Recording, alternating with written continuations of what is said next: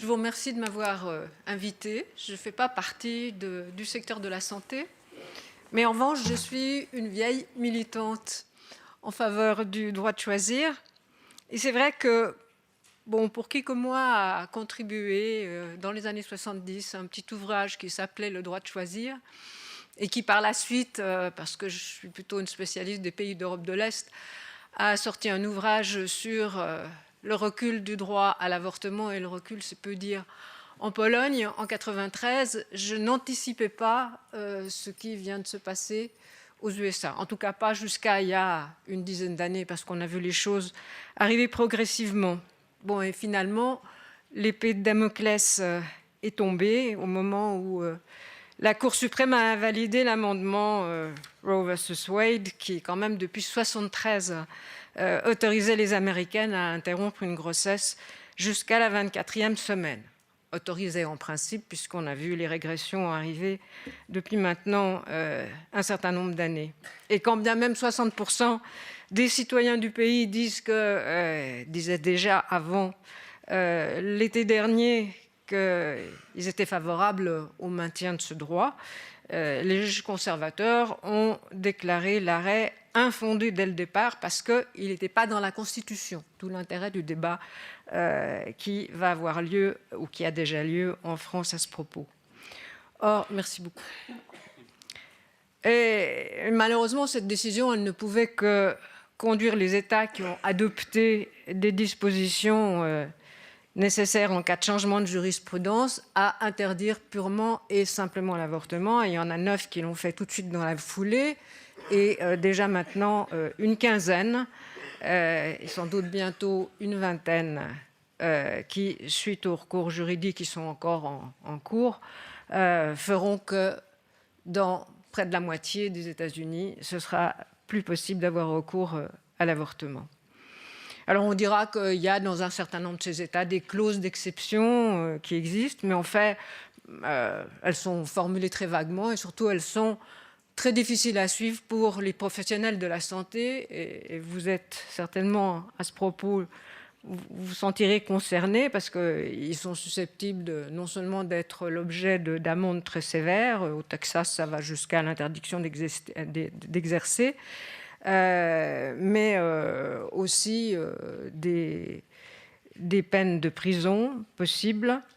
Et puis quand il existe des clauses en cas de viol ou d'inceste, pour les femmes, ce sont des clauses qui sont très difficiles à invoquer. Donc c'est pour ça que l'Institut Guttmacher, qui a été cité tout à l'heure et qui fait référence en la matière, prévoit que sous peu, c'est à la moitié de la population des femmes en âge d'avoir un enfant que ces diverses interdictions vont s'imposer. Et on a déjà aujourd'hui 60 cliniques qui soit ont fermé leurs portes, soit qui font encore des gestes d'ordre gynécologique, mais qui refusent de procéder à des avortements. Donc c'est dire si c'est grave pour les femmes concernées.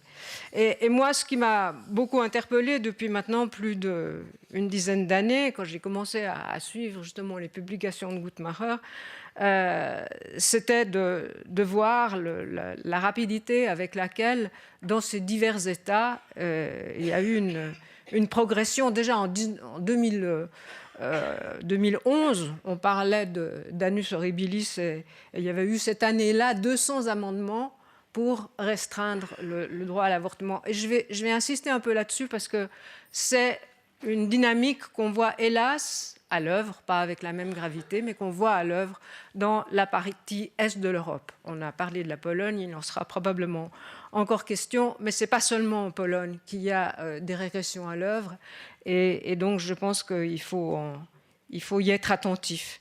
Et dans ces régressions aux USA, depuis maintenant plus d'une dizaine d'années, bon, ça a consisté d'une part à définir l'embryon comme un être humain dès le moment de la fécondation, mais ça a aussi consisté à supprimer les clauses qui autorisaient des IVG tardives dans plusieurs États, à accroître les délais d'attente, à exiger une autorisation pour les mineurs ou parfois du père du futur enfant pour les femmes adultes, à restreindre l'usage du stérilet, dont les ultra-conservateurs disent que ça peut empêcher la fécondation, ou que ça empêche la fécondation, à limiter l'accès aux IVG médicamenteuses, à durcir les clauses du statut professionnel, et ça vous concerne en particulier, à les obliger, par exemple, mais c'est le cas dans beaucoup d'autres pays maintenant, à procéder à une échographie,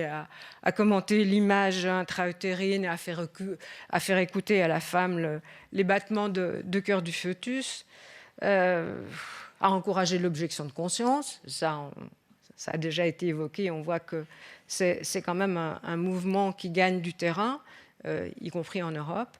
Ou bien encore à édicter des normes d'équipement tellement drastiques, par exemple le nombre de places de parking ou la largeur des portes, qu'il y a depuis 10 ans maintenant déjà un certain nombre de cliniques qui ont progressivement dû fermer. Et depuis 2019, ces diverses interdictions ont été croissantes. Et il faut insister aussi sur le fait que toutes ces régressions se combinent souvent dans les États concernés avec la suppression ou la limitation de prise en charge des frais liés à l'IVG par le programme d'assurance santé, la suppression des subventions étatiques aux structures de planning familial, ça a été aussi un pas très important, ou l'interdiction aux universités financées par l'État de former des médecins à effectuer des IVG.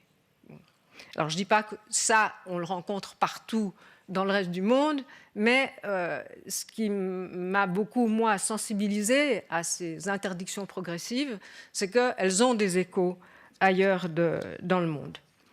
Bon, et à contrario, dans beaucoup de ces États, et ça, c'est des choses qu'on voit aussi en Europe de l'Est, on a vu diverses mesures favorisant l'adoption dans ces mêmes régions.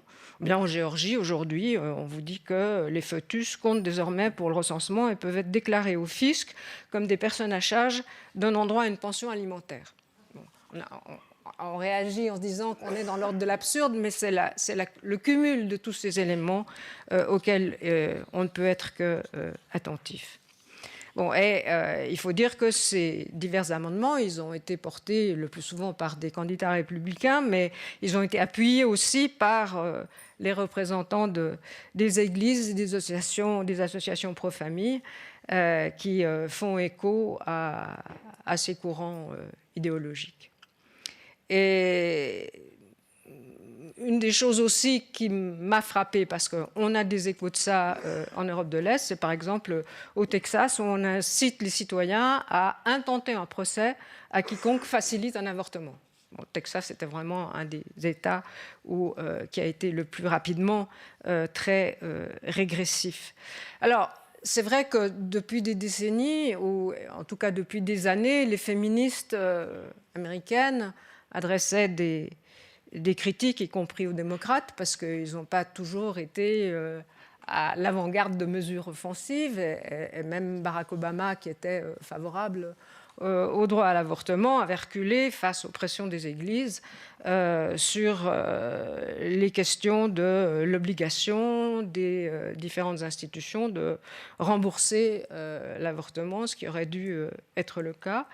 Et c'est vrai aussi que un certain nombre d'institutions comme Planned Parenthood ont fait l'objet de critiques aussi de la part des féministes américaines, parce qu'elles ne se sont pas mobilisées à l'échelle de tout le pays. À partir du moment où ces projets régressifs ont été annoncés, elles ont au contraire reculé en ne parlant plus d'avortement, en parlant de droits reproductifs. Bon, mais c'est dire aussi que l'écho de ces courants anti-choix sont forts dans le pays, et on sait que les courants évangéliques en particulier sont extrêmement agressifs sur la question, Dans le temps, à propos de l'Europe, les féministes que nous étions on parlait beaucoup de l'Église catholique, mais en fait, aujourd'hui, ce sont les courants évangéliques ou les courants orthodoxes en Europe de l'Est qui sont à l'avant-garde des agressions sur ce terrain. Et comme ça a été dit tout à l'heure, le taux de mortalité des femmes aux USA, des femmes enceintes, il est très élevé. Il est plus élevé que partout ailleurs dans le monde, et il l'est particulièrement dans les États qui sont les plus régressifs. Donc ça veut dire qu'aujourd'hui, on a déjà, avec les 15 États, 22 millions d'Américaines, c'est-à-dire à peu près un tiers des femmes en âge de procréer, qui sont dans une situation où elles peuvent plus avoir directement et localement droit à une IVG. Et bien sûr, parmi elles, ce sont d'abord les femmes pauvres, les femmes de couleur, toutes celles qui sont l'objet de discrimination sociale, qui sont touchées. Et donc, c'est pour ces groupes-là que le droit à l'IVG est devenu lettre morte, parce que ça coûte très cher de se déplacer aux États-Unis, c'est un grand pays, quand il faut traverser plusieurs États pour obtenir une IVG ailleurs. Et ça a été dit déjà, il y a eu plusieurs études qui ont montré, ceci à l'échelle mondiale, qu'il existe un lien de causalité entre l'accès à l'avortement et la trajectoire professionnelle des femmes, et les retombées économiques négatives, parce que pour elles, la possibilité d'avoir accès à un emploi, et compte tenu aussi du coût de la prise en charge des enfants dans un pays comme les USA, il est certain que ça aura des incidences aussi dans ce domaine-là. Alors on me dira, oui, mais la décision de la Cour suprême, elle a eu pour résultat, et c'est très positif, de consolider les rangs des pro-choix et de contribuer, on peut dire, en quelque sorte, à un début de mouvement inverse. Bon, on a vu qu'il y a plusieurs candidats républicains qui ont été défaits aux élections de mi-novembre, et que dans plusieurs États, les électeurs ont approuvé, dès le mois d'août, des initiatives qui visaient à protéger le droit à l'avortement, y compris ceux du Kansas, qui est un État à majorité républicaine, ou même, en Kentucky, ils ont refusé un amendement constitutionnel, même si l'avortement reste proscrit dans cet État-là. Et puis, il y a d'autres États, comme le Delaware, le Maryland et d'autres, qui ont adopté des lois qui améliorent les services, notamment via les possibilités pour les sages-femmes de procéder à des IVG. Il y a d'autres États qui ont adopté des clauses qui protègent les praticiens et les patientes d'États extérieurs qui viennent avorter chez eux. Et la Californie, par exemple, elle se prépare à devenir une sorte d'État sanctuaire.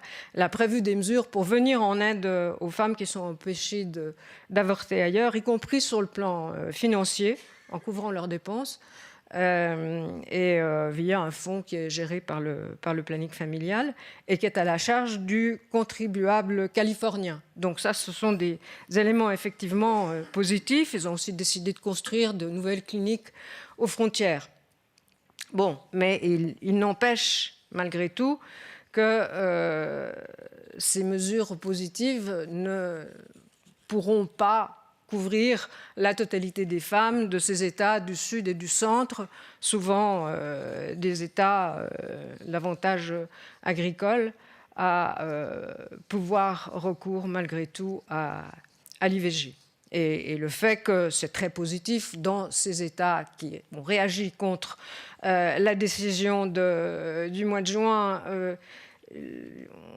il était décidé de protéger mieux les médecins qui interviennent vis-à-vis de patientes non résidentes dans l'État. C'est extrêmement positif et ça montre qu'on a affaire à un pays qui est plus divisé que jamais sur ce terrain. Et on peut penser que les risques évoqués que la droite religieuse s'attaque impunément à d'autres droits, qu'elle conteste aussi, tel le mariage pour tous, il y a eu des débuts d'attaque sur la question, le risque est un peu moins grand aujourd'hui, il s'éloigne quelque peu. Et surtout que là, Joe Biden vient de promulguer une loi qui protège le mariage homosexuel. Bon. Mais ceci dit, je pense qu'il faut rester prudent. Bon, sur la question de l'homosexualité, par exemple, quand on voit qu'en Floride, le Parlement a adopté une loi qui va jusqu'à interdire de parler d'homosexualité dans les écoles primaires. Vous avez peut-être vu passer ça, Don't Say Gay. Bon, ça laisse un petit peu ambivalent sur comment on peut espérer que les choses vont évoluer. Et puis d'autre part, il faut aussi souligner à ce stade que dans les États où l'avortement est légal, est resté légal ou a été réaffirmé comme devant le demeurer, les cliniques qui pratiquent des IVG sont souvent aujourd'hui aux limites de leur capacité en raison de la demande accrue des femmes qui viennent d'autres États. Et nombre d'entre elles, et Guttmacher insiste là-dessus, pour souvent ne peuvent pas faire face, en dépit de la loi, aux demandes en temps voulu. Et on ne peut pas non plus sous-estimer l'impact d'une telle situation à terme sur les populations qui sont concernées. Parce que du coup, la non prise en charge à temps, elle vaut pour toutes les femmes qui cherchent à avoir accès à ces cliniques-là. Bon, et puis d'autre part, on a vu aussi au Congrès, il y a moins d'une semaine, que le poids des visions complotistes, certains élus républicains continuent à aller bon train, et que ce n'est pas vraiment de nature à rassurer. Ils viennent d'adopter 2 résolutions là, à la Chambre des représentants qui contrôlent dorénavant. Elles n'ont pas de chance de passer, mais elles disent quand même beaucoup sur l'état de confrontation qui a lieu à l'heure actuelle aux USA et sur ce que ça suppose pour les femmes qui vivent dans ces États les plus défavorisés. Et donc, je pense qu'il faut rester attentif à ces diverses mesures qui ont été proposées, promulguées, défendues, qui ont fait l'objet de tant de discours, parce que j'y insiste, en Europe de l'Est en particulier, ce n'est pas seulement en Pologne qu'on a affaire à des régressions. C'est vrai aussi, même si c'est bien moindre pour l'instant, en Russie, en Hongrie, en Slovaquie, en Croatie, en Roumanie, en Lituanie. Ça fait beaucoup. C'est des petits pas qui sont pris dans ces divers pays, mais là, c'est sur notre continent. Et je pense qu'il faut vraiment rester attentif à ce qui peut se passer dans les années qui viennent. Je vous remercie.